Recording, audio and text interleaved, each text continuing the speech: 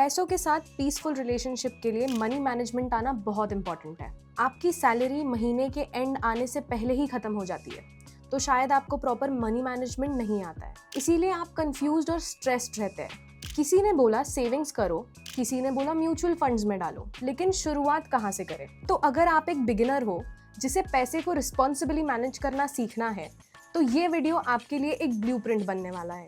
आज हम बात करेंगे मनी मैनेजमेंट के बेसिक प्रिंसिपल्स, कॉमन मिस्टेक्स और इजी एक्शनेबल स्टेप्स जो आप आज से ही फॉलो कर सकते हो। चलिए शुरुआत करते हैं एक सिंपल कंसेप्ट से। आप पैसे कमाने के लिए दिन रात काम करते हो, लेकिन पैसा आपके लिए कैसे काम करता है? मनी मैनेजमेंट का क्या मतलब होता है? मनी मैनेजमेंट का मतलब सिर्फ पैसा सेव करना नहीं होता। इसका मतलब होता है इस तरह अर्निंग करना कि पैसा ग्रो हो। जहां भी स्पेंड करो सोच समझ के करो, ताकि बाद में पछतावा ना हो। शॉर्ट टर्म नीड्स के लिए रेगुलर सेविंग करना, लॉन्ग टर्म गोल्स के लिए पैसा इन्वेस्ट करना और इंश्योरेंस और इमरजेंसी फंड के थ्रू अपनी वेल्थ को मैनेज करना। और सबसे इम्पोर्टेंट, फाइनेंशियल डिसिप्लिन डेवलप करना। ये एक स्किल है जो आप टाइम के साथ सीखते हो। Income, expenses, savings. First, budget बनाना। मनी मैनेजमेंट की शुरुआत होती है अपने पैसों को ऑब्जर्व करने से और उसे क्लियरली लिखने से, ताकि हर रुपया आपके आंखों के सामने हो। आपको 3 चीजों पर क्लैरिटी चाहिए। पहला, इनकम। आप कितना कमा रहे हो? सैलरी हो या freelance income? Total monthly amount लिखो। कहीं से साइड इनकम आती है, रेंट, कमीशन, ट्यूशन, उसे भी इंक्लूड करो। दूसरा, एक्सपेंसेस। आपका पैसा कहाँ जा रहा है? फिक्स्ड कॉस्ट जैसे रेंट, ईएमआई और बिल्स, और वेरिएबल कॉस्ट जैसे food, travel, shopping and online subscriptions. तीसरा, सेविंग्स। इनकम का एक स्पेसिफिक पोर्शन फ्यूचर के लिए रखना। अक्सर लोग बोलते हैं मंथ एंड में जो बचा वही ठीक है, लेकिन स्मार्ट मनी मैनेजमेंट ये कहता है पहले पैसा सेव करना, बाद में बाकी पोर्शन में से खर्च मैनेज करना। चलिए अब इफेक्टिव मनी मैनेजमेंट की कुछ प्रूवन स्ट्रैटेजीज देखते हैं। सबसे पहली स्ट्रैटेजी है the 50-30-20 rule.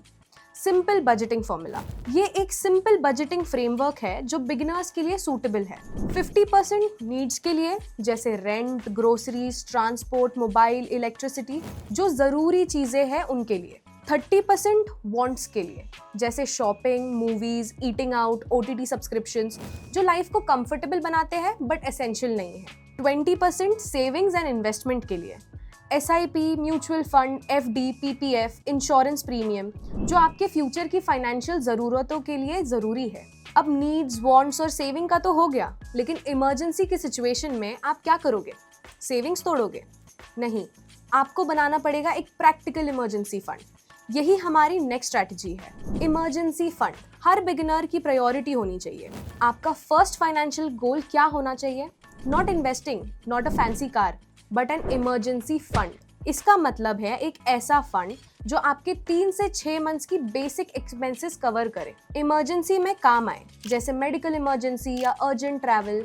Easily accessible options जैसे FD, सेविंग्स अकाउंट या लिक्विड म्यूचुअल फंड्स, जो जरूरत पड़ने पर समय से पैसे बैंक में क्रेडिट कर दे। चलिए देखते हैं इमरजेंसी फंड क्रिएट करना इम्पोर्टेंट क्यों है। जरूरत पड़ने पर आपको क्रेडिट कार्ड या पर्सनल लोन लेने की जरूरत नहीं पड़ती। आप अपनी SIPs को डिस्टर्ब नहीं करते और आप मेंटली स्ट्रेस फ्री होते हो जब कोई क्राइसिस आए।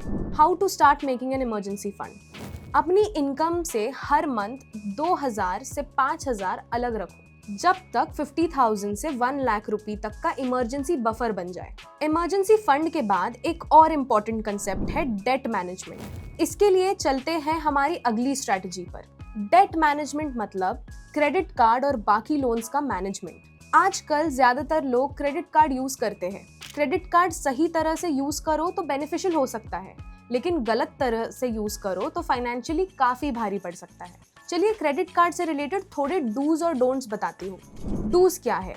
सिर्फ उतना ही खर्च करो जितना आप रीपे कर सकते हो।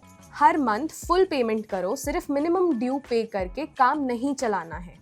और मोस्ट इम्पॉर्टेंटली, रिवॉर्ड्स के चक्कर में अननेसेसरी स्पेंड मत करो। अब देखते हैं डोंट्स क्या है। एब्सोल्यूट नेसेसरी ना हो तब तक क्रेडिट कार्ड से EMI मत लो। लेट पेमेंट्स एकदम अवॉइड करो। इससे ना सिर्फ इंटरेस्ट लगता है बट पेनल्टी भी लगता है। जहां तक हो सके मल्टीपल क्रेडिट कार्ड्स मत यूज करो। अगर आपका कोई लोन चालू है तो ट्राई करो कि सबसे हाई इंटरेस्ट वाला लोन को सबसे पहले चुका दो। उसके बाद छोटे लोन्स पहले क्लियर करो, फिर बचे हुए पैसे अगले लोन में लगाओ। अगर आपकी कोई एक्स्ट्रा इनकम है तो उसे यूज करके पहले लोन सेटल कर दो, फिर इन्वेस्टमेंट प्लान करो। अपने आप को डेट फ्री करना फाइनेंशियल फ्रीडम का पहला स्टेप है। चलिए अगली स्ट्रैटेजी देखते हैं, सेविंग्स वर्सेस इन्वेस्टमेंट। क्या दोनों जरूरी है? शॉर्ट आंसर हाँ। सेविंग्स और इन्वेस्टमेंट दोनों अलग चीजें हैं। सेविंग्स नियर फ्यूचर में आने वाले खर्चों के लिए की जाती है। यूजुअली इसके लिए बैंक अकाउंट, एफडी और आरडी जैसे ऑप्शंस प्रिफर्ड होते हैं, जिनमें रिटर्न्स लो होता है पर लिक्विडिटी हाई होती है। इन्वेस्टिंग लॉन्ग टर्म गोल्स के लिए किया जाता है। इसके प्रिफर्ड ऑप्शंस होते हैं mutual fund, stocks, PPF, NPS, जिनका रिटर्न पोटेंशियली हाई होता है लेकिन रिस्क भी कंसिडरेबली हाई होता है। तो ये दोनों साथ में करना क्यों जरूरी है? सेविंग से आप लिक्विडिटी मेंटेन करते हो और इन्वेस्टमेंट से आप वेल्थ बिल्ड कर सकते हो। इसका एक जनरल रूल ऑफ थंब है कि emergency funds and short term plans को सेविंग से मैनेज किया जाए और रिटायरमेंट, होम, चाइल्ड्स फ्यूचर ऐसे गोल्स को इन्वेस्टमेंट के थ्रू मैनेज किया जाए। अब स्ट्रैटेजीज देख लिए, पर बिना किसी गोल के स्ट्रैटेजीज का कोई यूज नहीं है। चलिए देखते हैं फाइनेंशियल गोल्स कैसे सेट करते हैं। अपने गोल्स का पर्पस और टाइम होराइजन डिफाइन करिए। शॉर्ट टर्म गोल्स यानी कि 1 से 3 साल वाले गोल्स कौन से होंगे, जैसे कि वेकेशन, शॉपिंग या फिर इमरजेंसी फंड के लिए सेविंग्स करना। मीडियम टर्म यानी कि 3 से 5 साल वाले गोल्स के लिए इसमें maybe car purchase, higher education, marriage add कर सकते हैं। और लॉन्ग टर्म यानी कि 5 साल से आगे वाले गोल्स, जो कि जनरली होते हैं retirement, child's education, home purchase. Financial goals set करने के लिए SMART स्मार्ट गोल स्ट्रैटेजी को फॉलो करना सही होता है। स्मार्ट यानी कि specific, measurable, achievable, relevant, time bound. जब गोल्स क्लियर होते हैं तो इन्वेस्टमेंट का डिसीजन इजी हो जाता है। पैसे कमाना इम्पोर्टेंट है, लेकिन उसे संभालना और उसका डायरेक्शन सेट करना उससे भी ज्यादा इम्पोर्टेंट है। मनी मैनेजमेंट एक लाइफ लॉन्ग हैबिट है। जितना जल्दी शुरू करोगे उतना आसान बनेगा। और अगर मनी मैनेजमेंट प्लान करने में कोई भी कंफ्यूजन हो तो अपने फाइनेंशियल एडवाइजर से कंसल्ट करना ना भूलें। म्यूचुअल फंड निवेश बाजार के जोखिमों के अधीन है। योजना से जुड़े सभी दस्तावेजों को ध्यान से पढ़ें।